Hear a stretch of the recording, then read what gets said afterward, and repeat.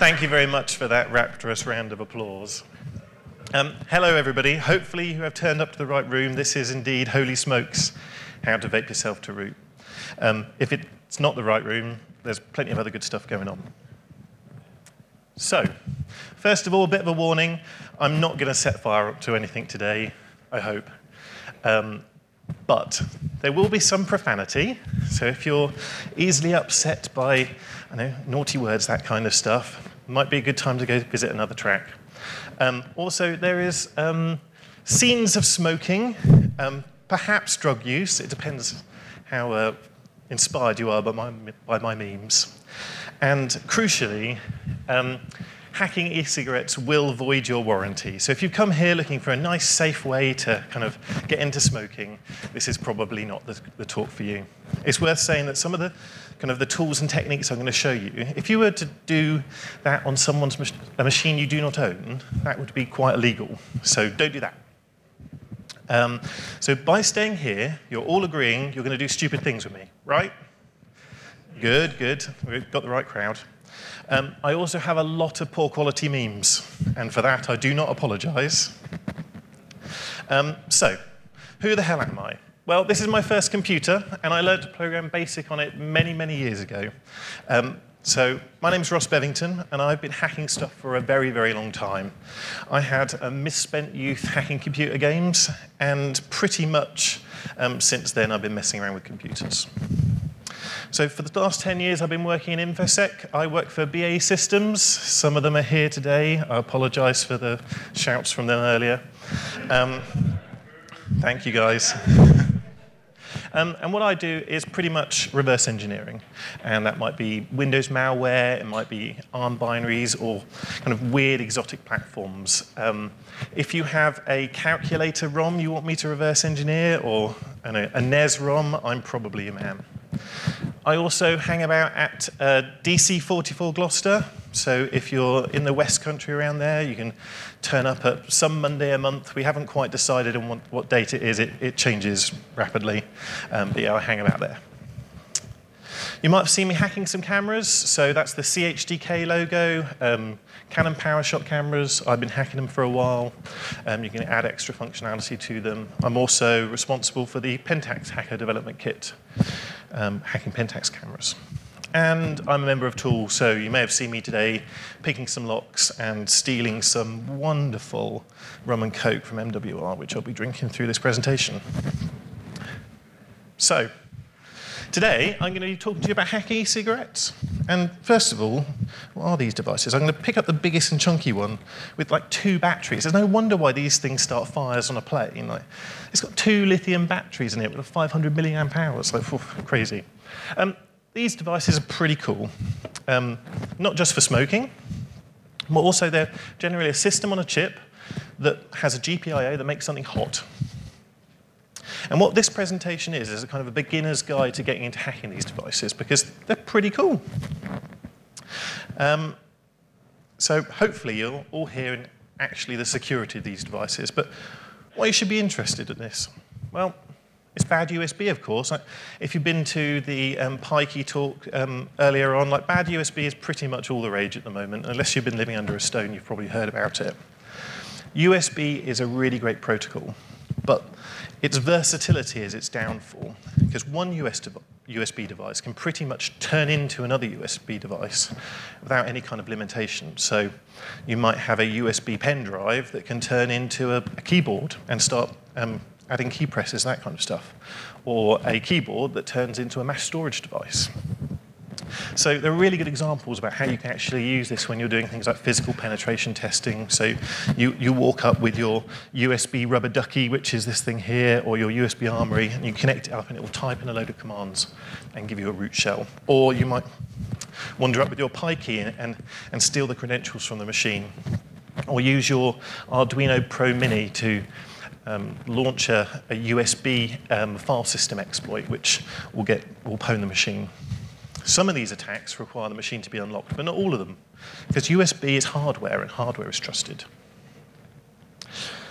So why do we need another one of these platforms? There's already a ton already. Well, one glaring mistake which the author of these missed is that none of these can be smoked. So But there is another good reason, and it's secure facilities. So there could be an airport, it could be a data center. You might be involved in physical penetration testing, and when you go into engagements like that, you'll be stopped at the border, and your mobile phone might be taken off you. I know, your USB devices might be taken off you, but e-cigarette? Probably not. So when you're in your secure office, like Barack Obama is there, actually the kind of the policies in an office environments might help you take these e-cigarettes into the building, because this is like a crop from the health and safety kind of advisory something wiki page. And it says that pretty much employers will want to help their staff quit smoking. And to do that, e-cigarettes pretty much are exempt from all the standard smoking legislation. So this kind of goes hand in hand with actually trying to get into these kind of facilities that you might not otherwise be able to take kind of USB devices. So when you're going red teaming or physical pen testing, think about kind of these kind of things. So how do you actually go about turning an e-cigarette into something more interesting? Well, for me, it all started with a tweet. And this is Blasty from Einbase's CTF team. He's part of a really big German-Austrian CTF team, I can't remember. And what he posted was the code to deobfuscate or descramble the firmware of these devices. So usually if you go to the internet and get a firmware update, something like that, you can't just pop it into a reverse engineering tool or run strings on it. It's not that easy. You need to actually descramble that firmware. And this is the code that does it. And if you've got keen eyes, maybe difficult, you can see that none of this is actually that complicated. There's not really a lot of crypto. In fact, there's none at all. There's a XOR, there's some magic numbers, that kind of stuff. I can generally kind of crack this myself given time, but seeing that, I thought this seems like a really interesting thing to have a look at. So I went out and bought one of these for 40 quid. And they're incredibly cheap, like 30, 40 quid. That's quite a nice, interesting platform to work on. It's a low-powered device. It runs on a battery. You can keep it in your pocket for ages. So when I got my box, I looked on it. First of all, there's a printing error, and it said they had upgradable fireware. And I don't know about you, but I'm a bit worried if someone says it's got upgradable fireware. I don't want to start any fires. I unboxed it, and this is kind of what it is. It's an atomizer. It's this thing at the top that gets hot. I'm less interested in that because of fires. It's got some buttons, and what those buttons are pretty much connected to what's called GPIO, General Purpose Input Output, and they cause things to happen inside the device. It's got a black and white OLED screen. That's pretty cool. And it's got a USB charging point. But the most important thing about this device is it can run Flappy Birds. So while you're smoking, I don't know quite how it works, whether you've got it out here or smoking it like that, but you can play Flappy Birds, so you can waste that smoking break even quicker.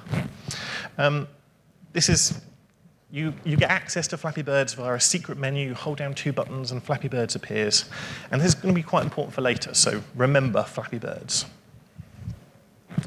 So how do you fireware, or firmware even? Well, use the USB charging point. And you get the Windows binary, and you double-click on it, and it says plug in your USB cable, and you hit go, and it squirts the latest firmware over it. And this is really useful, because if it didn't have this functionality, if the USB port was hardwired to the battery, we wouldn't be able to do anything more, so it'd be pointless. So having that upgradable firmware means that the e-cigarette is somehow involved with putting firmware on its ROM chip. And this is really important. So we know what it is, and I think I know what we can do. So we're going to need a plan. So my plan is to make an exploit platform that you can smoke. So I want to create a really cool bad USB payload and put it onto this, and I wanted to do something with the keyboard, because that's really cool, and also something with perhaps some of the storage that's inside it. And I want to collect data from a machine and store it for later use. I don't want to start creating IP connections, because in some environments, if you start creating an IP connection, someone in a SOC somewhere gets an email or something. So I want to be able to plug this in and take it away. I also want it to work as an e-cigarette as well, and I want to weld the payload that I'm going to create, this bad USB payload, onto the original firmware to make it all work. And I'm going to try and activate this from the Flappy Birds menu. But the problem is I don't have the source code. Because if I had the source code, this would be relatively easy. So I'm going to have to do some reverse engineering. So this presentation is also about how I kind of approach these problems and how I kind of start off doing kind of the reverse engineering. So how are we going to do this? Well, we need to understand how the firmware works, because without that, we have no hope in actually putting any extra functionality into it. And to do that, we're going to have to do some reverse engineering. Now, the problem is reverse engineering is actually quite expensive to do, and it's quite hard. You can buy really, really expensive tools, and that makes the job slightly easier. But this is a job that is kind of quite hard. People are paid good money for it. So it's really important to have a process when you approach kind of reverse engineering anything. It doesn't matter whether it's e-cigarette, a router, whatever. And I'm going to kind of explain to the kind of the plan I use. And it's basically asking kind of 3 questions at a time, answering those questions, on to the next one. It seems really simple, but even really experienced reverse engineers, that may be expensive as well, have kind of fallen into the trap of getting lost in the code. Because when you open up a foreign binary, it's really easy to get completely and utterly lost. That link there, if you can see it, I might put it on Twitter later. It's got some really good tutorials for reverse engineering embedded stuff. I'm not going to concentrate on teaching how to do that, because that's really hard, but we'll kind of gloss over some of the easier stuff. The most important thing to show you is some tooling, and tooling kind of varies in price dramatically.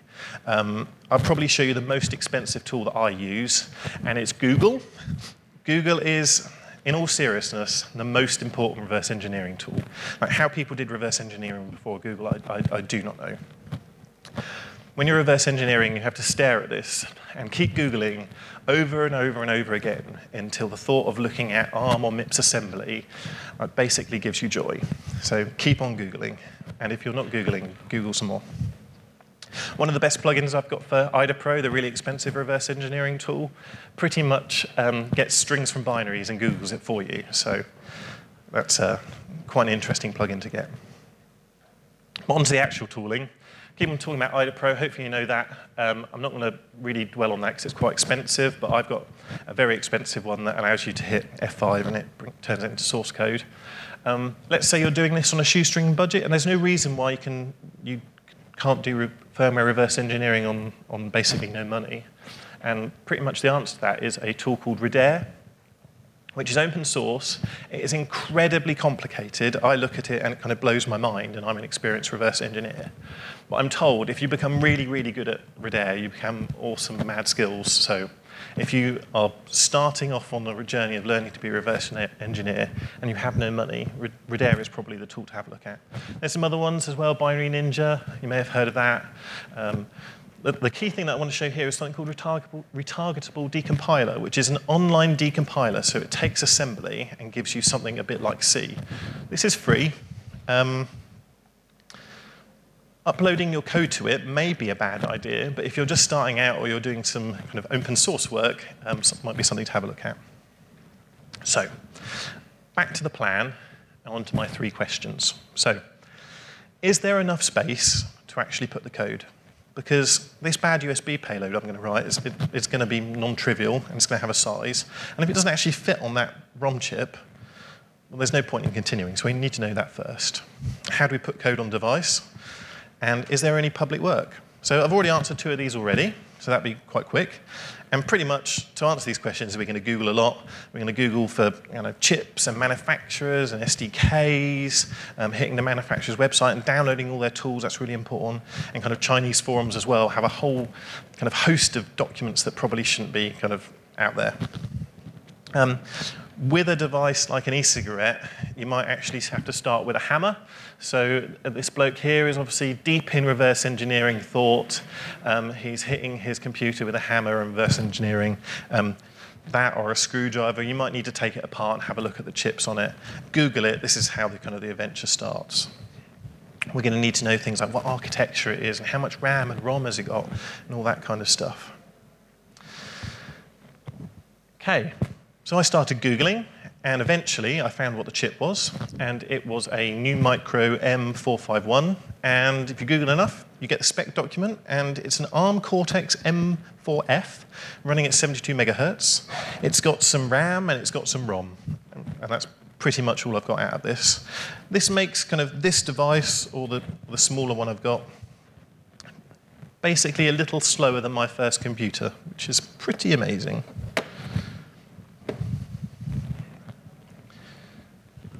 Some rum and coke. Next up, do a bit more Googling. And I found this wonderful tool. This tool will eventually be my savior and my way of kind of cracking open the whole of the firmware. And what it is a third-party tool to basically change all of the strings that are in the binary in the firmware. So you can see on the left, there's things like easy, normal, hard. That's the kind of Flappy Bird stuff. There's some other stuff as well. And you can go through and change those letters to different things. Why you'd want to do that, I don't know, but there's a tool to do it. So yeah, this would crack it wide open for me. So thank you, Internet. So back to our questions. We'll answer them really quickly. Is there enough space? Well, based on how big the current firmware is, and I think we've got about 70K to play with. How do we put code on the device? Well, you program it over USB. It's a lot like programming in Arduino. The specifications out there, it's quite easy to do. Is there open source work? Yeah, we've got an SDK. There's this magic firmware tool. I was doing this about 1.5 years, 2 years ago. There wasn't much else, but now there's absolutely tons. So things move on. So we need 3 other questions. And now we're going to start actually going into the reverse engineering. How does the software control USB? There must be a routine somewhere. We need to understand that because we're going to kind of co-opt that to do our own thing. Where is the Flappy Bird's code located? Well, we need to know that because we want to launch our code instead of Flappy Bird's. And how do you compile your own code? We need to know that for obvious reasons. These questions don't actually sound that hard, and because we're only going 3 questions at a time, that's good. But we'll still need to actually kind of use our reverse engineering tooling to actually get us some of these answers. So you've got this binary, you've descrambled it with a code from Twitter, and then you've loaded it into your reverse engineering tool. That might be IDA Pro, that might be Redare, it might be something else. And pretty much, when you open it up, you'll be presented with something like this. And it's not that scary. I'm not going to explain to you how ARM assembly works or any kind of that stuff, but this is pretty easy to grasp. Basically, at the first 100 bytes of an ARM firmware, you'll have something called the interrupt table. And I like to think of this as a bit of a table of contents to actually how the firmware works. And if you get the manufacturer's spec and put it next to it, you can pretty much read it across from what one function does, because all of these are offsets to functions. And it'll tell you what it does.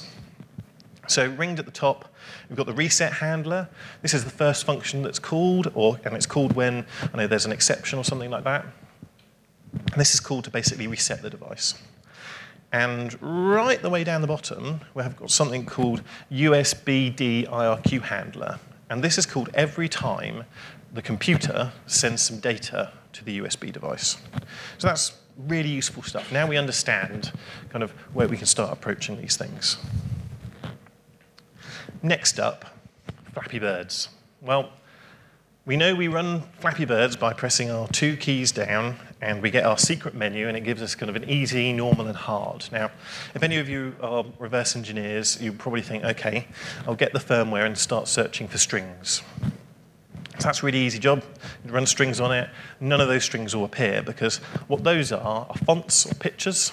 So how do we go from a font that's somewhere in the firmware to actually the code that is actually doing stuff with it? Well, the trick is this magic firmware tool. So if you click on Easy, right down there, it'll tell you the address of that data and where it's used. And if you search for that, your reverse engineering tool will pop up something like this. So here's some ARM assembly. Don't be too afraid. But basically, I've done the working out for you. D9 7E plus OXA equals that magic number. OK, this may sound really, really complicated. But BAE Systems has paid lots and lots of money to buy me a nice, expensive version of IDA Pro. And if I hit F5 on this, or if I upload it to a retargetable decompiler, it will turn it into this. And this is a lot less frightening. You can see that some functions are called, and they're called with some numbers, and then some if statements occur. And there's no real kind of shortcut to go from this to this. But after kind of reverse engineering long enough, you can see pretty much what happens is we're clearing the screen, we're printing some text to the screen, and then doing something probably to do with level difficulty. I don't know. The key thing to get through is you don't have to actually know everything about a binary. You only need to answer kind of the next questions. Almost certainly, you will never fully understand what this binary is actually doing. So don't try to. This bit's important. Remember this bit for later. Flappy Birds. Draw Flappy Bird menu. So let's answer our questions. So how does the software control USB? Well, there's a USB interrupt handler, and we know the address of it. Where is the Flappy code stored? Well, it's in sub 7234, also known as Draw Flappy Bird menu. And how do you compile your own code? Well, at this point, we know that it's an ARM device, it's using the thumb instruction set, and good news is that GCC supports this. So we've got everything we need now to actually compile code. So we need 3 more questions. And we're getting to the end now. These are kind of the last 3. How can I get my code to be executed? And what should it do? And then does it work? The what should it do bit is really good because it's not actually a reverse engineering kind of question, it's an engineering question. And that means it's easy and tractable. So, on to the first question. Well, and that's going to involve looking into this reset handler. What happens when you plug this device in and it turns on for the first time? And usually these are quite complicated, but luckily we've got a really easy one. What it does is put some numbers in some addresses. I don't know what those are. I still don't know. Don't worry about it. It then calls system init, and then it calls main. Okay, this is pretty easy stuff. So if I can get it to call my main instead of the original main, it should boot up my firmware. So this should be pretty simple to make the device go. And we should just be able to call our reset handler from anywhere, providing the right numbers in the right places. So where do we call the reset handler? Well, we're back to Draw Flappy Bird menu. So instead of doing all of this, instead, we could do this. So we print the text on the screen, and then we just call our reset handler. And what's good about this is it should only require 4 bytes to be changed in the original firmware. Simple branch instruction. So that's really nice and neat. There's a lot of complicated stuff there, so I've drawn some pictures of what we're trying to do. So what we've got here, this is the ROM chip that's actually inside the e-cigarette. We don't really know how big it is. We've kind of guessed at its size. And we've got existing firmware, and we've got some unused space. We're going to compile our own custom bad USB payload and slap that on the end. If I did that and compiled it off and obfuscated it and put it on the device, it wouldn't actually do anything. It would still run the original firmware. So we need to run our code, and by doing that, first of all, in that interrupt table, we point it to our USB handler instead of the original USB handler. So that's 4 bytes of change right there. And then that's not enough. We want to kind of actually gain full execution over the device and reboot it into our firmware. So we need to change the Flappy Bird's code to call our reset handler. And then we'll jump into our firmware.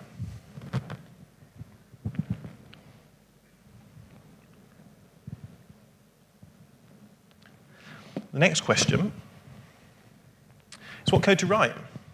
We've got 32 kilobytes of space. That's actually tons for an embedded device like this. Absolutely tons. So we don't want to write a really cool bad USB payload. We want to do something with keyboards, maybe mice, maybe a network card, like PyKey earlier. Definitely with storage. But I have no idea how to actually go about writing a keyboard and sending the stuff down and getting the RFCs and protocols and all that kind of stuff. And this could take a long time to be able to understand that. So I got lucky and I cheated. And I cheated by looking at the manufacturer's SDK. And this is why it pays to Google and Google some more, because in the manufacturer's SDK, there's loads of folders, and one of them is USB HID keyboard, one of them is HID mouse, and one of them is mass storage data flash. I had to do some work. For instance, the HID keyboard example just press the letter A continually, which is pretty useless to me. So I went to the Arduino source code and stole all that and co-opted it into my code base. The mass storage data flash stuff actually required you had a micro SD card connected to the GPIO pins. So I changed that again to point to the firmware, that's the ROM chip that's actually inside the device. So I got all this code, compiled it up, compiled it with GCC, and it was about 37 kilobytes in size, so absolutely ginormous, which didn't sound right to me, so I read the manufacturer's docs some more, and they said if you could try the ARM-supported Keel environment. If you've done embedded programming before, you may have heard of that. And I recompiled it with that, and it was 7 kilobytes, so good work, GCC, you had one job. So, back to the questions. How can I get the code to be executed? Well, it's simple. We call the reset handler in the Draw Flappy Birds menu. And pretty much it's that ARM assembler branched to that location.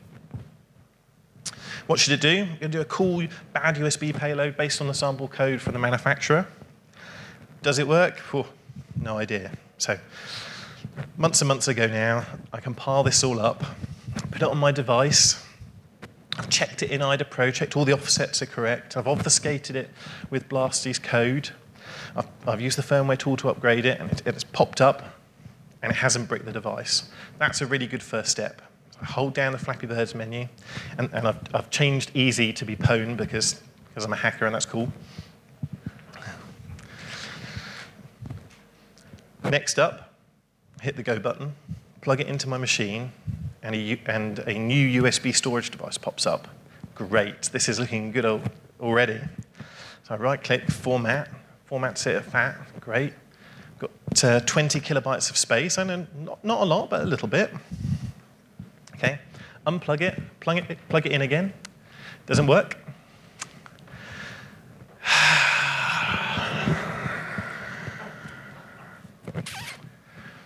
Yeah.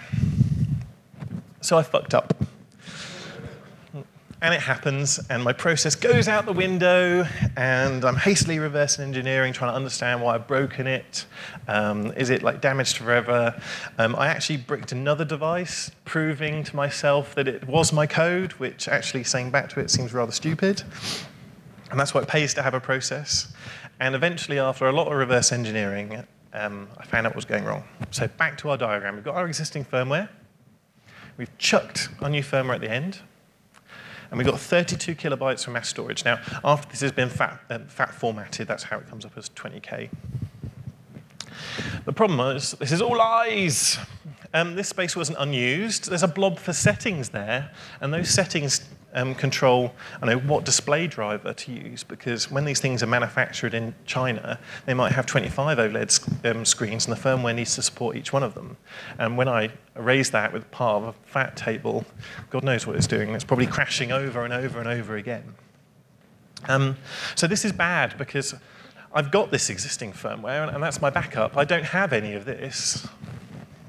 So more soul-searching later, I managed to fix it, and it pays to download everything, because the version 1 firmware somehow knows what is going on the device and recreates this settings blob for me. So I just randomly flashed all the firmware, and it fixed it, and phew. How I fixed this was I shrunk my storage space down and moved it after the settings, and then it all worked well. So, what does it all do? So, what I've created is a payload that acts as a keyboard, and it types in a load of PowerShell. And then it kind of does UAC elevation if UAC is installed. What this PowerShell does is pretty simple. It waits for 5 seconds, and then it goes through every disk on the machine and looks for a file called a.ps1. When it finds that, it executes it. Because in the meantime, while this has happened, I've switched to USB storage mode, and I've got now a USB stick that's appeared, and in it is my extra PowerShell. And what this PowerShell does is it dumps the NTLM v2 hashes, and it starts a reverse TCP shell, and you can do all manner of different things as well. And crucially, it's an exploit platform that you can smoke. So I'm going to try and do a live demo now. So pray to the demo gods. So hold on.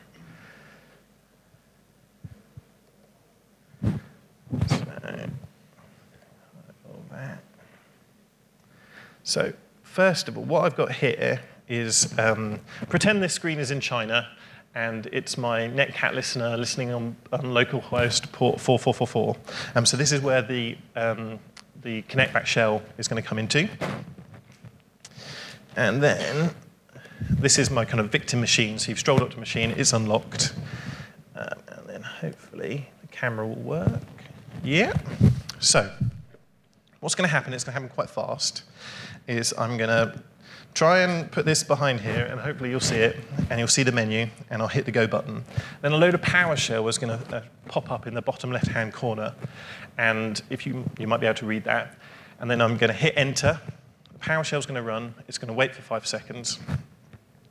And then the USB stick is going to mount, and this all happens quite quickly, and then it'll get executed, and we'll get a shell, and we'll get creds, and it'll all be good. So this all precludes me not dislodging the USB cable, which happens all the time. So I hold down the 2 buttons, and you can't see that, but it does say Pwning. Let's stay very still. And I've dislodged the USB cable. By law, this has to happen. Okay. Stay very, very still. Let's type in the PowerShell. And it's going to hit enter in a second. There we go. Now it's going to flick into being a USB device. USB storage device. There we go. It's popped up. I can disconnect this now. And what we've got here is our total legit drive. And it should be exceptionally tiny, of 12 kilobytes of free space. So our PowerShell's run, and our PowerShell's actually a.ps1, and what a.ps1 does is say unzip a.zip into a temporary folder, and then execute the PowerShell scripts that are inside. And we got PowerShell scripts to, come on, get some hashes and invoke a shell. So first of all, if we have a look at some passwords. So here we go. These are our NTLM hashes. So you can put this into your hash cracking stuff, and then off you go. And then hopefully, if we go into our Chinese environment over here, here we go. Looks like a shell's popped up. And if I type dir, it takes ages, but there we go. We've got a remote shell on the system. Done.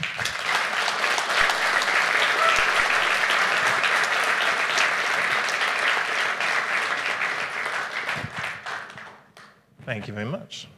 So we've just got a few more slides to go. First of all, everyone always comes out here and shows some attack, but doesn't tell you actually how to defend against it. Defending against actually these kind of attacks is really quite hard. A lot of it requires OS buy-in. So on Windows, you've got group policy. You can lock down things to specific devices. You're probably in an organization that hasn't done any of that. At least Microsoft is doing something to help you. these kind of attacks were very prevalent with kind of FireWire devices a few years ago, and what Microsoft has done now is if you have a FireWire device and your machine is locked, then the DMA drivers that give rise to all these things aren't loaded. And I think a similar thing has to happen with USB, because if you plug in if that was a network card, you can plug that into a locked machine and still do kind of amazing things. Auditing, who audits the number of USB devices? Probably no one. Who audits or can get to search of their organization and find out machines that have ever had 2 keyboards simultaneously plugged into it? Probably no one, but that might be a good thing to write. One thing I found on my travels is Facebook's OS query tool. This is a kind of a host agent that runs on your machine, on your estate, and you can construct those queries and store them in a database and then ignore them. Realistically, without operating system buy-in, auditing is the only way you're going to kind of defend against these kind of things. So next up, I got my prequel meme in. Can you have this? Yeah, no. So at the moment, it's a license misery. It's got part of the 3.3 eVic firmware, that's the manufacturer of the actual e-cigarette. It's got parts from the M451 SDK, which is a different license. It's got part of the Arduino SDK, which is a third license, and I don't understand licenses, I hate them, and I don't want anyone to sue me. That being said, time has moved on. And how I would rewrite this now is I would use an open source firmware for my model of e-cigarette called my eVic. And my plan is that next week I will take my code and I will put it into that repo. So if you've got one of the, I think it's 10 or 15 devices that supports, then you should be able to pull that and do this kind of stuff. So TLDR, you can hack USB devices. It's actually not that hard. If you've got a Raspberry Pi or something like that, it's really trivial. You don't need costly tools to do firmware reverse engineering, but what you do need is persistence. No matter how much your company is spending on reverse engineering tools, you need someone who's very, very persistent. My eVic, if you've got any of these devices, go visit that web page. It's got the source to do all these kind of things, and quite an interesting read. And it's possible to defend against these things, but it's actually quite hard. So there we are. Any questions?